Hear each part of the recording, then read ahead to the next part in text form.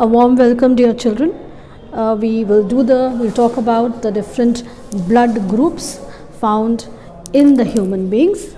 And when we talk about the different blood groups, we find that the humans, we have different types of blood groups, right? There are differences found in the blood groups of humans, right? So we find that there are certain differences. Now why is the difference? The difference in the human blood is due to the presence or absence of certain protein molecules, right? So either there is presence or there is an absence of certain protein molecules, and these protein molecules are called antigens and antibodies. Now if we talk about where these antigens and antibodies are present, that brings about the difference in the blood group of human beings. The antigens are located on the surface of RBC, whereas the antibodies are located in the blood plasma, right? So individuals have different types of blood types and combinations of these molecules, right? And the blood group that we have, it depends on what we have inherited from our parents. So talking about the blood groups and the donor compatibility, if we look at this chart, we find that a person having blood group A will have antigens on the surface of the RBC. The antigens are A, and the antibodies which are present in the plasma is antibody B, and this is the reason why when blood transfusion is made, then in that case, at times when the compatibility is not there, then clumping of blood or agglutination of blood takes place, right? Now there are various types of blood group systems that have been formed or recognized by International Society of Blood Transfusion. There are around 35 blood group systems that have been recognized, and we will be talking about the ABO and the RH systems, right? Now Karl Landsteiner was an Austrian physician, Karl Landsteiner, right? So he was an Austrian physician who had discovered the ABO blood grouping, right? He discovered the three main blood groups, and at that time when he discovered the three main blood groups discovered by him were A, B and C blood groups. This C was later on changed to O. So RBCs, what he found out in the experiments was that RBCs agglutinated or it clumped when serum from one group which he called A, is mixed with the RBC of the second group B. Now if mixing of this took place, it resulted in clumping of blood or agglutination of blood. Clumps were formed, right? So but the RBCs, similarly when B was mixed with A, then also clumping took place. But when the third group C was mixed, then there was no clumping that took place. That means when A was mixed with C, no clump was found, or when B was mixed with C, then also no clumping was found, right? So based on these results, he deduced that two different types of antibodies, he said, exist to cause agglutination. One in group A and another in group B. And he said that there were no antibodies found in group C, which was and both the antibodies were found in group C, which he later called, which was later known as and now known as O. So he said that both the antibodies are found in O. So then what happened was, based on this, the ABO blood group was formed, and Karl Landsteiner was awarded the Nobel Prize in Physiology or Medicine. And later on, two of Landsteiner's colleague, that is Alfred von de Castello and Adriano Sterli, they identified the fourth group, and the fourth group is the AB blood group. So that was the fourth group that was found out, right? Then if we talk about the blood groups and donor compatibility, depending upon the antibodies and the antigens, blood group A has antigen A on the surface of RBC and has antibody B. That means if the blood of blood group B is mixed with A, then agglutination will take place, right? So the donors group, which donors can give their blood to blood group A is person who has blood group A and a person who has blood group O. Similarly, blood group B has antigen B and it has antibody A in the plasma. That means if the blood group of a person having blood group A is transfused to the person having blood group B, then clumping takes place, right? And then who are the people who can donate their blood?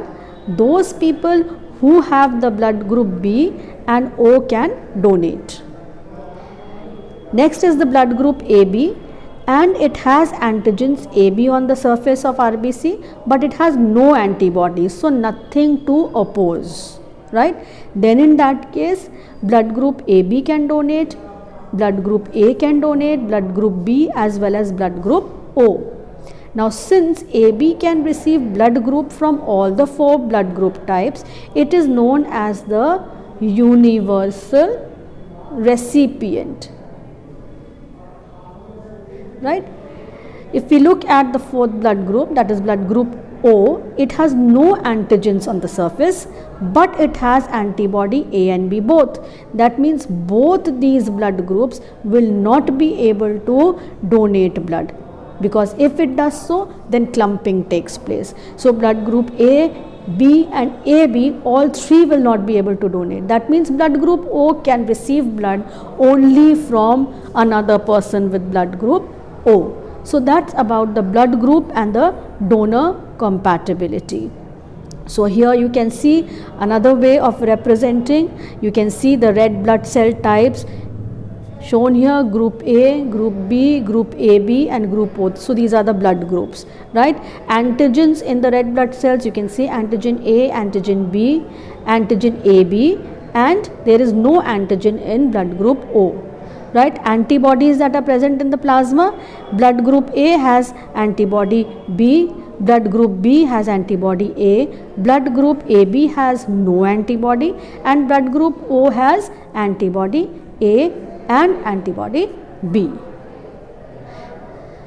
The next system, a very important blood grouping system, is RH grouping, right? Now this is a very important system, right? You must have heard of people having, when we talk about blood groups, so we say it is A positive, B positive, AB positive, or maybe A negative also, B negative also. So what is this positive and negative? This positive or negative tells about the RH factor. What is an RH factor? It is an inherited protein found on the surface of RBC, right? So this is an inherited protein found on the surface of RBC. So if it is present on the surface of RBC, then the person is said to have a positive RH factor. If it is absent, then the person is said to have a negative RH factor. Now this RH has been, this word RH has been kept because it was first of all reported in the RBCs of rhesus monkey. So this was also found out by Carl Landsteiner. So from rhesus monkey, the Rh factor comes, right? So most of the people, they have this Rh factor present, and in many it is absent. So a person having the blood group positive, A positive, has the Rh factor present. If it is A negative, then the Rh factor is absent. Similarly in others also. Now there is one big problem, we can say, that occurs in mothers, in pregnant mothers who are Rh negative, right? So those mothers who are Rh negative and they have a baby who is Rh positive, right? If they have an Rh negative baby, nothing happens. There is no problem that occurs. But if the mother is Rh negative, A negative, B negative, whatever, and the baby, the fetus that is there is Rh positive, right, then in that case what happens, although there is no mixing of blood takes place between the fetus and the mother, but at the time of childbirth there are chances of some mixing that may take place, which then leads to the mother developing antibodies against this Rh antigen, right? So then in the first pregnancy, the mother gets sensitized and develops the antibodies for Rh antigen. The baby is normal, but then in the first pregnancy, the child is not affected, right? So the maternal circulation by now contains the antibodies and memory cells against Rh negative. So this sensitization has taken place, right? A subsequent Rh positive baby, the next pregnancy, if the baby is Rh positive, then the mother has already developed antibodies for that, right? For the Rh, because mother is Rh negative. So a lot of antibodies are formed. So a subsequent Rh positive fetus makes a secondary response from the maternal immune system, resulting in massive amounts of antibodies. So Rh antibodies cross the placenta in the later stages of pregnancy and they destroy the RBC. They destroy the RBCs of the fetus. Right, when the RBCs of the fetus is destroyed, that results in the child suffering from anemia, and this can be fatal also. This can kill the fetus. So if the fetus gets killed, this particular problem, this disease is known as hemolytic disease of newborn, right? HDN, hemolytic disease of newborn, and this was earlier known as erythroblastosis fetalis, right? So this was earlier known as red